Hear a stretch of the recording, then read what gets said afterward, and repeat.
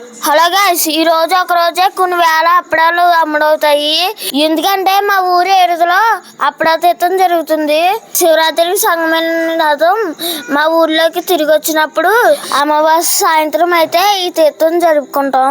పూర్వం ఈ అప్పడాలు ఎక్కడ పడితే అక్కడ దొరికి కాదండి, కొన్ని చోట్ల మాత్రమే ఈ అప్పడాలు దొరికి అంటండి. అందులో మా బలగర్ సెంటర్ ఒకటి బాబు, ఈ అప్పడం తింటుంటే అమృతం దొరికినంత ఆనందంగా ఉండేదంటండి. ఈ ఒక్క రోజు రాత్రే చాలా మంది అప్పడాలు తింటారండి. వీళ్ళందరూ నా వీడియోలు చూస్తాడంటండి. చాలా మంది తీర్థంగా వస్తారండి, ఆ స్వామివారిని దర్శించుకుంటారండి. పూర్వం ఈ రథానికి లైటింగ్ కట్టేట్టి చాలా బాగా చేసేవారండి. ఈ రథానికి 100 సంవత్సరాల చరిత్ర ఉందండి. మీరు నమ్ముతారండి?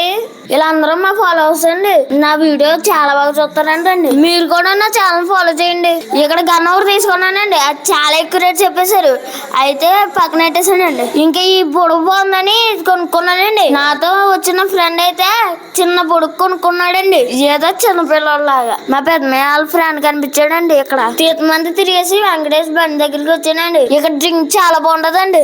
నేనైతే సేమియా రోజ్ మిల్క్ అడిగానండి, 20 రూపాయలు చెప్పాడు.